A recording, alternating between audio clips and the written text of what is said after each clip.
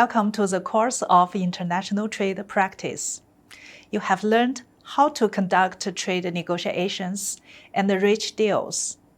Starting from this class, I will guide you in understanding how to formulate the terms of a contract. As is known to all, a foreign trade contract must clearly specify the commodity being traded, which is the subject matter clause of the contract. According to CISG, the seller must deliver goods which are of the quantity, quality, and the description required by the contract, and which are contained or packaged in the manner required by the contract. Chapter 2 is about the formulation of contract subject matter terms. In foreign trade contracts, it is common to include clauses such as name of commodity or description of commodity. So, what is the purpose of specifying the names of goods? Name of commodity is an address or concept of some commodity, which is different from other commodities. The name of commodity, to a certain extent, reflects the natural attribute of commodity, as well as the main performance characteristics. Take Chinese green tea as an example. This name distinguishes the product from black tea or green tea from other countries, reflecting the origin and the basic characteristic of the product. The name also represents the goods that usually should have the quality. It is the essential main trading conditions in the contract. For example, pure cotton shirt, indicating the quality of the product. That is, the composition is 100% cotton. The clause of name of commodity is a main component of the description of goods. As the basis of a transaction, it concerns the rights and obligations of the seller and buyer. If the goods delivered by the seller are not in line with the agreed name of commodity, the buyer reserves the right to lodge a claim against the seller, reject the goods, or even cancel the contract. So, how should we name the goods?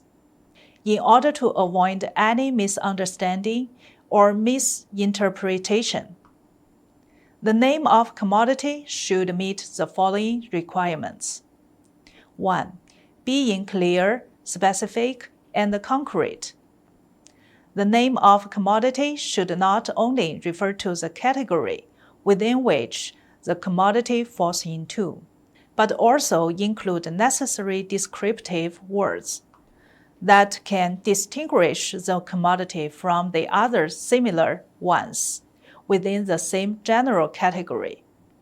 For example, foodstuff is too general to exactly identify that the commodity is.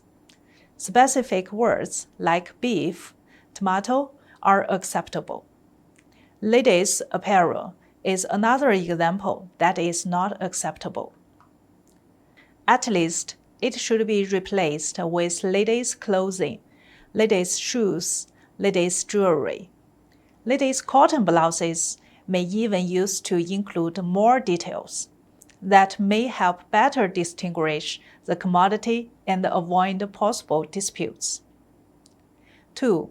Being practical. The name of the commodity specified in the clause must be the goods that the seller can supply and the buyer needs, and any impossible or unnecessary descriptive words and sentences shall not be included. For example, 100% cashmere coat is technically difficult to achieve, so the name is not applicable. Otherwise, it will lead to the consequence that the delivered goods are inconsistent and rejected by the buyer. 3. Adopting widely accepted names.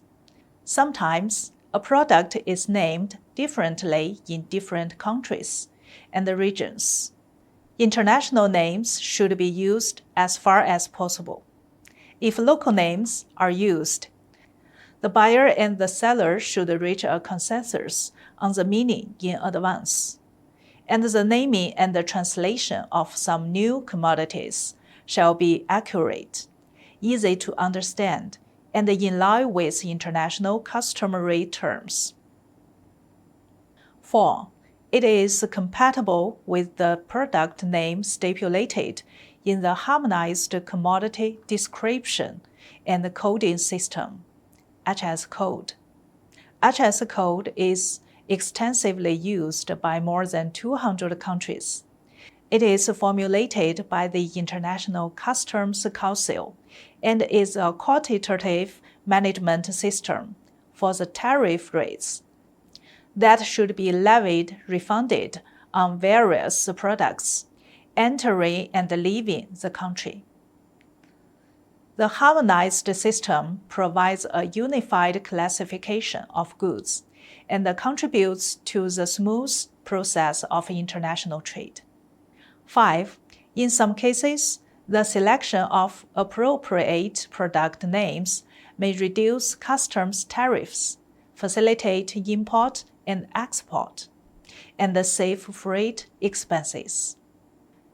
That's all. See you next time.